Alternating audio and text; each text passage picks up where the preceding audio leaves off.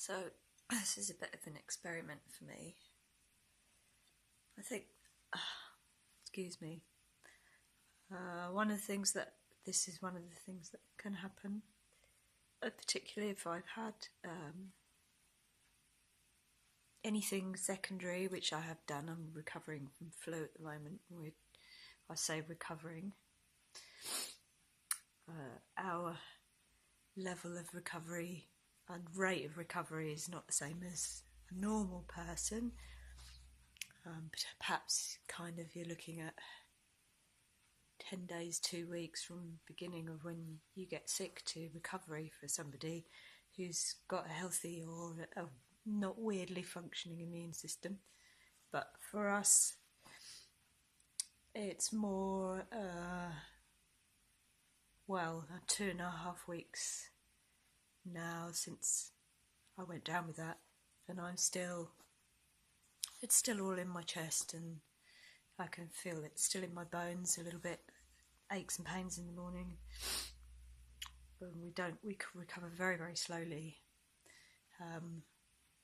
And in my case, back to a level of functionality that wasn't its optimum for me anyway.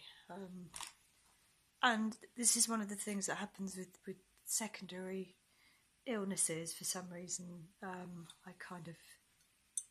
My tear ducts block and my eyes just run for days, weeks, and it's just the tears don't get drawn away like they should, and they come out and they make the eye very sore and itchy, and the only time that's not happening is when I'm asleep with my eyes closed. So this is one of the little aggravations that when you add to all the other aggravations can be a pain in the arse.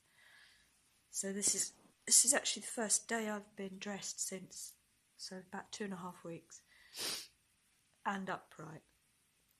I spent the first week in bed, obviously with the flu, which everybody does, but by the second week I couldn't get out of bed either.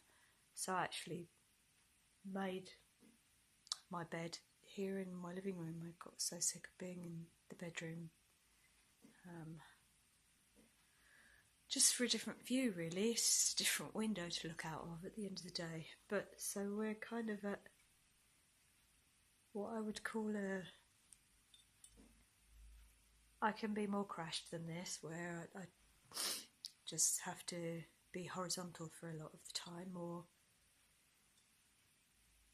even if I'm on the sofa like I am today, I'm not well enough to get dressed. That takes energy, and sometimes that's all you can do at this level of functionality. As I say, it's not, I can be better than this. It's been a long time though. It's been at least 6 months since I was really consistently better than this. And if you do kind of get up to do anything, which I have had to a few times, I've had to be places and be there for my partner who's very sick as well. And you have a day of doing that, running on adrenaline, and then you come back and you're just back to square one, in fact less than square one. And thinking about it even before, at my better level of functionality, if I had to do anything like that. And I would do 1 trip a week and then spend a week recovering. So I guess that is kind of my norm.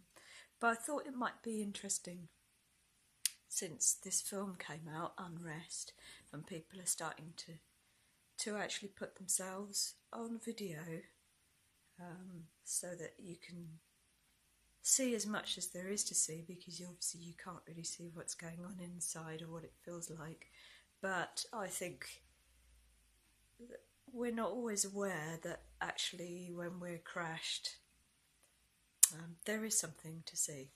But nobody sees it because, of course, we can't leave the house during that time, which was the point, one of the main points that the film makes, that you don't get to see with a lot of, not all illnesses, a lot of the autoimmune illnesses share this similar problem, but with many of them, even with MS, people are often, not all the time, often able to go out even in their wheelchairs, and be present in the world, albeit in a lot of pain and dysfunction. With this, it's a little more like it's almost a form of paralysis in a way, I suppose you could say, even though you're not actually physically, well, some people come quite close to being physically paralysed purely because they don't have the energy to move. So you don't get to see people who are suffering from those kinds of things in the world, and if you do, it's because for that day they're functional and they look, for all intent and purpose, pretty normal, but it's not normal, it doesn't feel normal being in the world, even on a day like that where somebody else might look at you and go, oh, you're well today, and it's like, no, I'm just functional enough to be out in the world, but you are still dealing with sensory overload during those times, noise and sight and sound. It's taking all your energy to kind of filter all of that so that you can still hold a conversation. That's invisible. It's rarely that you can see that in somebody, but that's all the time. That's kind of 24/7, even on a good day out in the world. The world is challenging. The world is full of noise and the need to be able to concentrate on things and all the things that your brain just would automatically filter out so that you can do that. You just don't have the same propensity for that anymore. So it's all coming at you from all angles. And it's quite challenging just to be in that, let alone then try and have a good time or do something that you need to do. And I think it's interesting to talk about one of the theories behind why that happens, so that people kind of get a better idea of what knackered actually is. You see, fatigue doesn't cover it. I think it's good to remember that one of the best theories they have at the moment for at least part of this syndrome, which would underpin vast majority of the symptoms that people experience and the things that happen to them, is that our actual cells, all the cells in our body, don't make energy properly. So you've got all these little cells in your body which obviously make up everything and run everything. Everything starts in the cell. If you need particular proteins to build whatever it is you might need, be it hormones or replacement cells or anything else, that all starts in the cell, and it all takes energy. And you've got all these the little cell is like a little creature all of its own, full of organs that have different functions. One of the organs that's important in this condition is the mitochondria, which one of its most important functions, not the only one, but one of the ones that really matters, is that's where you make your energy. That's where the glucose comes into your cell, and your mitochondria are able to make it into something called adenosine triphosphate, or ATP, which is your fuel for everything. And in our condition, this seems to be compromised in some people severely, to the point where they have nothing beyond the running of their autonomic nervous system, breathing in and out, heartbeat, homeostasis. They've got nothing to give beyond that. They're literally just surviving, living, staying alive. Anything beyond that is, for those people who are bedbound the whole time, some people who've even stopped speaking because they can't. All of their existing energy, such as it is being ploughed into just keeping them alive. So when you remember that, a lot of the energy that you make from your food has to go into all of those things. So it has to keep your heart beating. You've got to keep breathing in and out. You've got to keep your body temperature, all the hormonal changes that need to happen to run everything properly. The nervous system, the brain eats a lot of energy. even just doing those things, even before you start to think about things or plan things or do what I'm doing now and talk to this camera, that's all extra. That's all on top of the things that your energy that you need just to keep you ticking. So it's good to bear in mind that if you have a deficit, then all your energy will be automatically channeled into keeping those things running, because without that, obviously, you're not living, you're in serious trouble if none of that's working. So anything on top of that, using your brain, talking, thinking about things, interacting with people, that's just the lower levels, and you've got higher up movement, function, not even, exercise. We're just talking, walking around, being upright even takes energy. And it's not till you have deficit that you realise just how much energy it takes to run all of those things, and that we don't have very much spare beyond that essential quota to do anything else with, and it runs out really quickly. And anything that taxes you further, so stress is a big one, it takes a lot of energy to be stressed and to process stress, emotional stress, illness, anything really that's an extra, it burns through it very quickly, and you then have to somehow recoup, and you can't always recoup. This is the problem with it, is that if you can, it takes a very long time, and you have to really rest, which is very difficult, actually. People think you just kind of put your feet up and relax. One of the paradoxes of this condition is that relaxation is actually quite difficult, because your nervous system is such that it's on charge the whole time. It's always looking for trouble. I think because the body senses that it's in a very vulnerable state. If it came to fight or flight, you wouldn't be able to do either. So the body senses that, and it makes you hypersensitive, in fact, to stress, and less tolerant of it. Smaller things stress you because you don't have the resources and the resistance. You don't have the energy to deal with it even on that level, and the whole thing then becomes kind of a cycle. So our sympathetic nervous systems tend to be revving a little bit the whole time, and that might be why people don't actually sleep very well either at night. Again, that's a bit of a misnomer that everyone with this condition sleeps for hours and hours and hours. Some really do. Some are that depleted that nervous system or not, they have to sleep. But many of us struggle. Many of us struggle with sleeping properly or sleeping deeply, and partly that's hormonal as well, because everything's kind of upside down and not functioning as it ought to be.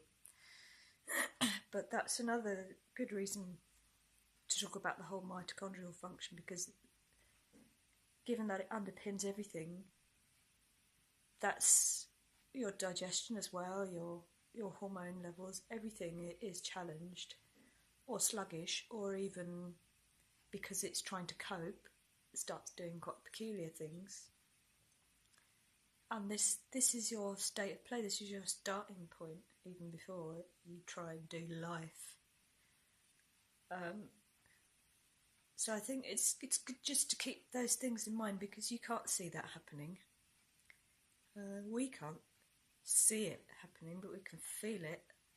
And sometimes you can be quite aware that that is going down. Other times you don't know what the hell is going down. You only know that things aren't right. And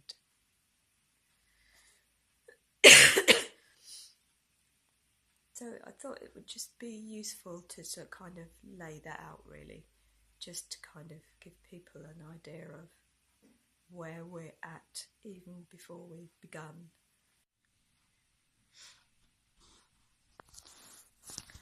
I'm going to have a little rest now.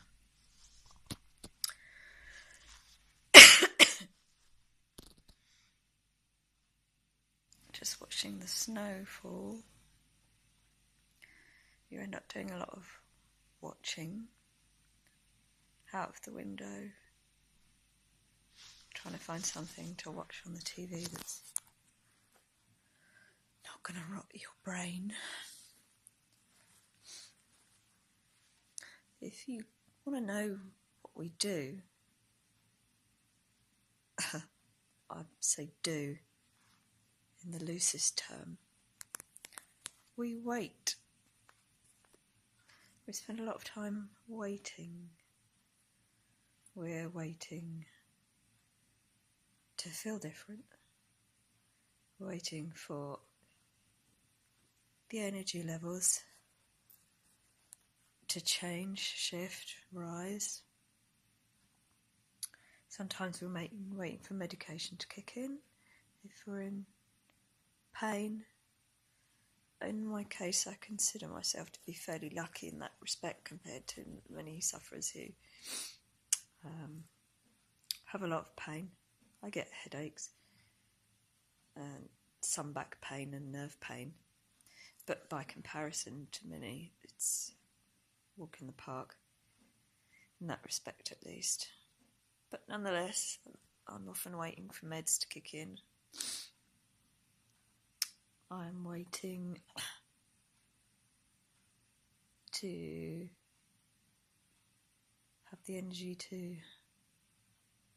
perhaps read a book instead of watching shite on TV.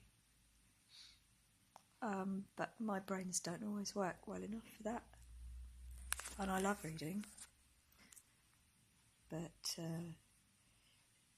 it can be more of a strain than a pastime if you can't really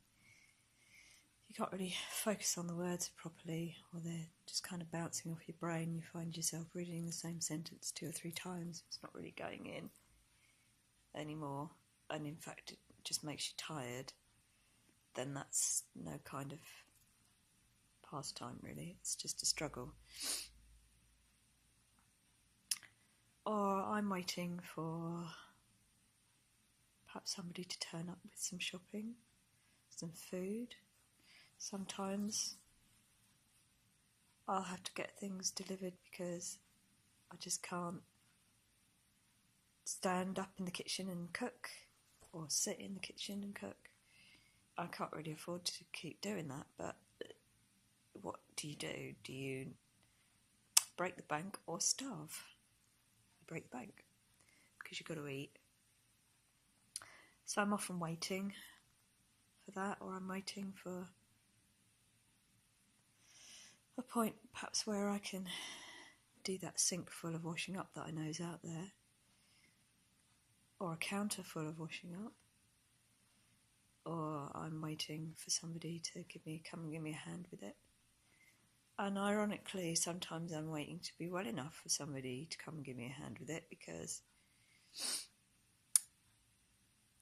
it takes a certain amount of energy to interact with somebody, even for a short time. And sometimes it's easier to leave it until I can either do it myself or I can interact without knocking myself back.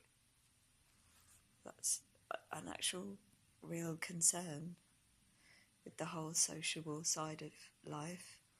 While that's something as human beings we need, doesn't necessarily mean that it's actually the best thing for us at times, which is crazy but true.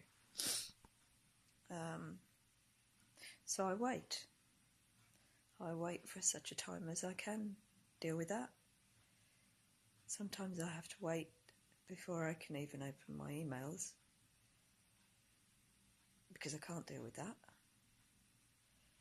There's a lot of waiting. We lose vast swathes of our life waiting for the battery to charge. And you go to bed at night, and it's not very comfortable because you realise that's another day gone. And you think, well, maybe tomorrow will be the day when I can have some sort of a wash, have a bath. And you always have this idea that a bath will magically refresh you and make you feel better.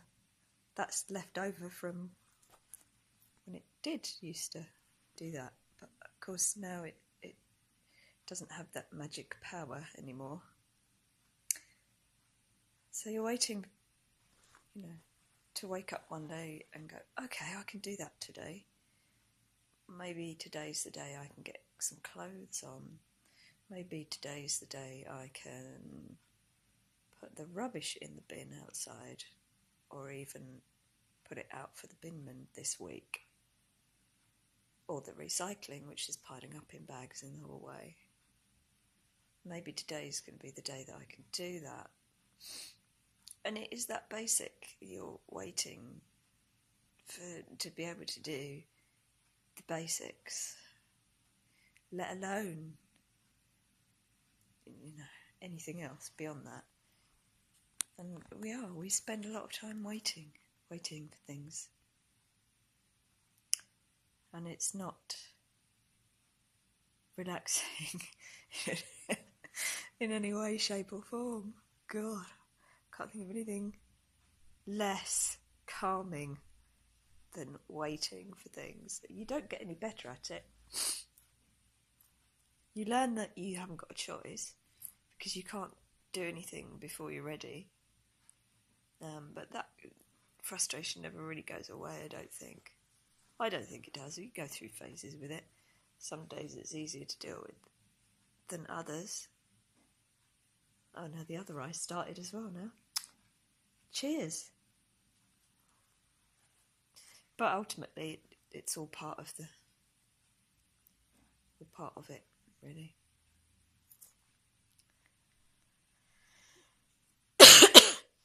And you kind of still can feel guilty when you're waiting, because you're aware that people don't know that you're waiting. You're aware that they may be having all sorts of ideas about what you're doing, or that you're just relaxing, taking it easy.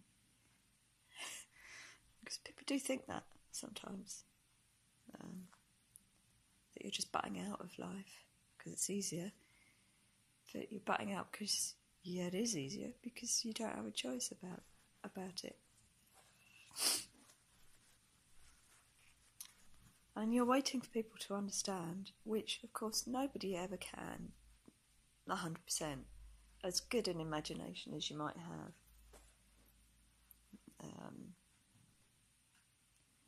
And you're waiting for cures. Cure is a strong word. There are things that I have done that have improved the situation, and integrative treatments that do have an impact, but ultimately they're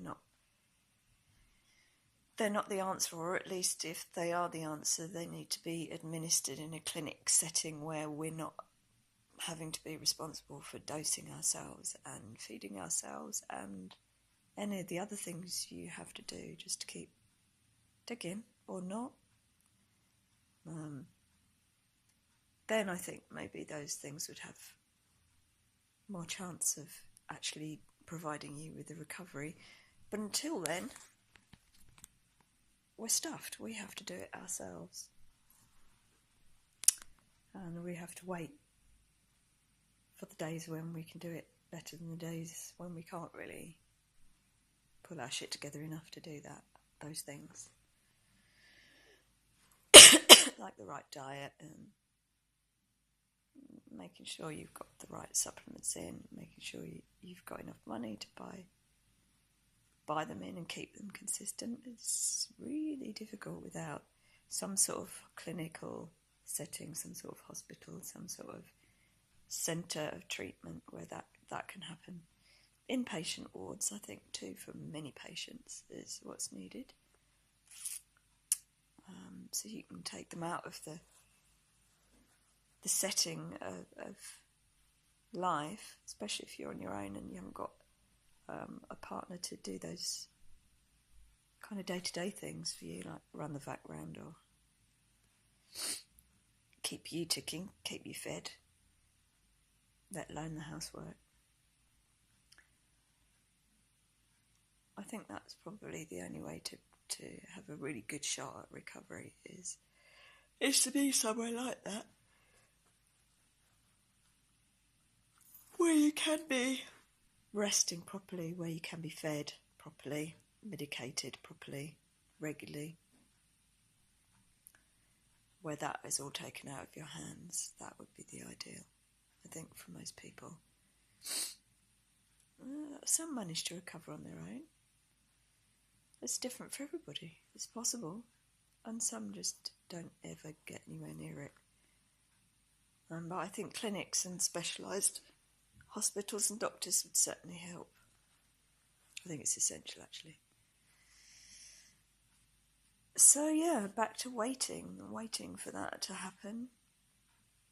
Back to waiting to feel a bit more awake so I can sit up again and do something else.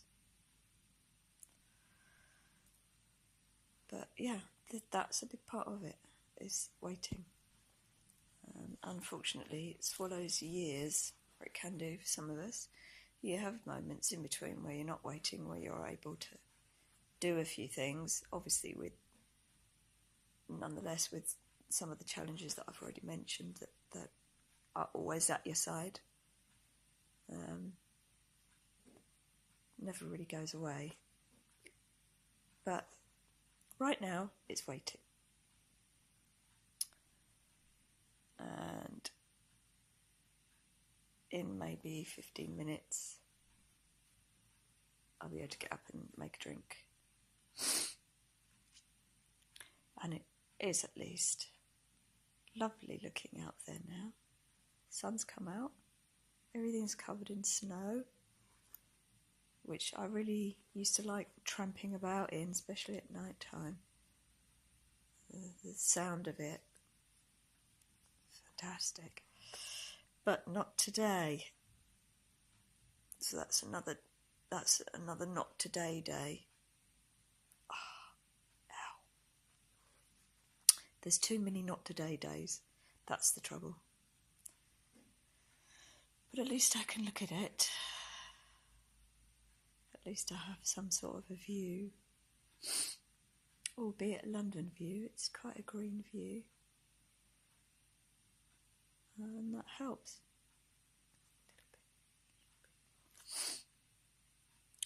Or to put it another way, it could be worse. It can always be worse. But by God, it could be a lot better. Back to waiting.